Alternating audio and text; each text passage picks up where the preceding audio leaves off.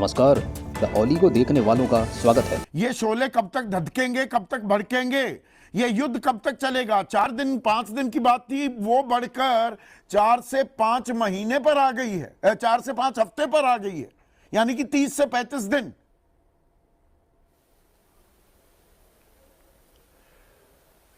Thank you Sandeep, आपको और आपके दर्शकों को होली की बहुत बहुत मुबारक। और ऐसे शुभ अवसर पर आपने मुझे बुलाया है। तो देखिए, जहां तक युद्ध की बात है, अमेरिका भी नहीं सोचता था और दुनिया तो बिल्कुल नहीं सोचती थी, खासकर पिछली जब जून की लड़ाई के बाद, कि जो ईरान है वो इतनी नई स्ट्रैटेजी के साथ आएगा, इतने एक नए रूप के साथ आएगा।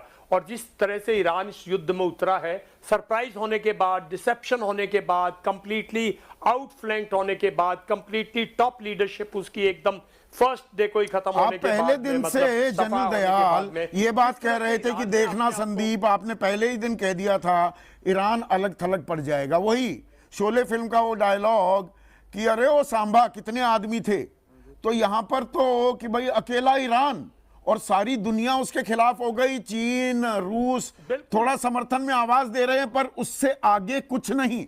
पर ये जो मोज़ैक डॉक्ट्रिन है, ये 21 साल पुरानी तैयारी जो ईरान ने कर रखी थी कि सर कट भी जाए, टॉप कमांडर्स मारे भी जाए, तब भी सेना लड़ती रहेगी। 31 टुकड़ियां वो काम कर रही हैं। थोड़ा सा ये एक्सप्लेन कीजिए दर्शकों को, इसके मायने क्या है? देखिए, ये जो खोमेनी की जो इसके मायने ये हैं कि आप कहां ढूंढोगे, कहां मारोगे। मतलब लंबी लड़ाई चलेगी ना, मतलब आपकी जो इंडिपेंडेंट कमांड है उनको ऑब्जेक्टिव्स दे रखे हैं, टारगेट्स दे रखे हैं, उसमें गल्फ कंट्रीज इंक्लूडेड हैं, उसमें स्टेट ऑफ हॉर्मोज इंक्लूडेड है, उसके अंदर सॉफ्ट टारगेट्स इंक्लूडेड है। अगर बेसिस अमेरिका के और इजराइल अगर डिफेंडेड है, पूरा गल्फ तो पूरा है। नहीं, बहरीन में तो ईरान दावा कर रहा है कि हमने एयरबेस को पूरी तरह से तबाह कर दिया, अमेरिका के एयरबेस को। कुवैत ने गलतफहमी में 3 अमेरिकी जहाज, फाइटर प्लेन्स ही गिरा दिए। वो अमेरिका कह रहा है हमारी हुई है, और हम भी कह रहे हैं, कई बार फॉग ऑफ फॉर्म हो जाता है, लेकिन मुझे नहीं लगता, क्योंकि मैंने कल रात को बार बार उन हवाई जहाजों को गिरते देखा है। जब हवाई जहाज साइबर अटैक में आता है ना फर्स्ट टाइम, तो वो हवाई जहाज अल्टी पल्टी खाता है और फिर उसमें आग लगती है।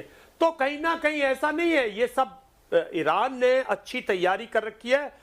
युद्ध लंबा चलेगा। अमेरिका मुझे लगता है बौंदला गया है, और आज जो मुझे लग रहा है कि वो टैक्टिकल न्यूक्लियर जो है उनकी थोड़ी बहुत उनकी वो करेंगे। सो मर गया, मतलब ट्रंप ने ऐसा खौफ फैला दिया है दुनिया में, उसके सामने कोई खड़ा होने को तैयार नहीं।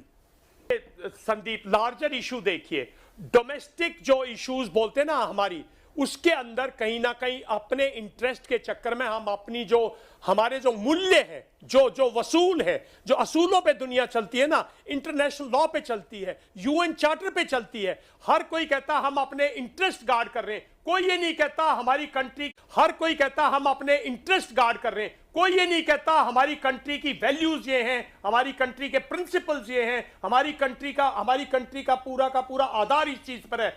आप सब अपने इंटरेस्ट, तो गाय भी खाती है। आज तो संदीप, हम गांव से हैं, आज का चारा तो गाय भी खाती है, अपने बच्चे के लिए भी छोड़ देती है। लोग वो हैं, वो लीडर ही नहीं इस दुनिया में यार। जो कहते लीडर हैं वो स्टेट्स में नहीं गए, जिनको कल के दुनिया की फिक्र है, कल के आने वाले वक्त की फिक्र है, कल दुनिया कैसी होगी। अरे साहब, ट्रंप ने पहले टैरिफ्स किए, सब चुप हो गए।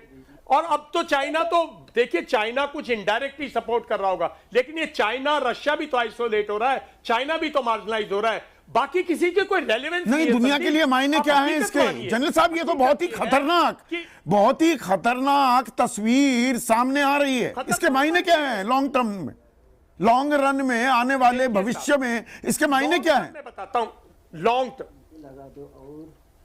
लॉन्ग टर्म आप, ये स्ट्रेटेजिक एरिया है, मिडल ईस्ट नहीं है, ये दुनिया का मिडल है।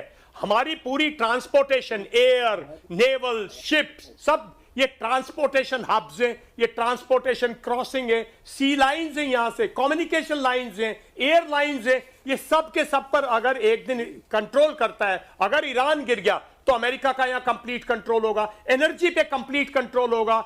चाइना को मजबूर होकर रशिया से एनर्जी लेनी पड़ेगी, भारत को भी रशिया के पास दोबारा जाना पड़ेगा एनर्जी के लिए। बिकॉज फिर वो अपनी मनमानी करेगा। दुनिया के लिए ये लड़ाई बहुत खतरनाक है, बिकॉज दुनिया की 5 पावर है, 2 पावर इन्वॉल्व है, रशिया और यूरोपियन यूनियन यूक्रेन के कारण बिल्कुल इन्वॉल्व है, कोई टाइम नहीं है। अमेरिका मनमानी कर रहा है, भारत जो चौथी पावर है वो शांत है, वो अपना इंटरेस्ट देख रही है, ना कि अपने प्रिंसिपल्स और अपनी वैल्यूज, और दुनिया को बताए कि ये पागलपन, इस रीजन में अब वो वहशीपन का दायरा कितना बढ़ता है अभी आने वाले दिनों में ये भी देखना होगा। वर्ल्ड ऑर्डर तो बिल्कुल कोलैप्स कर So visit www.theologo.com.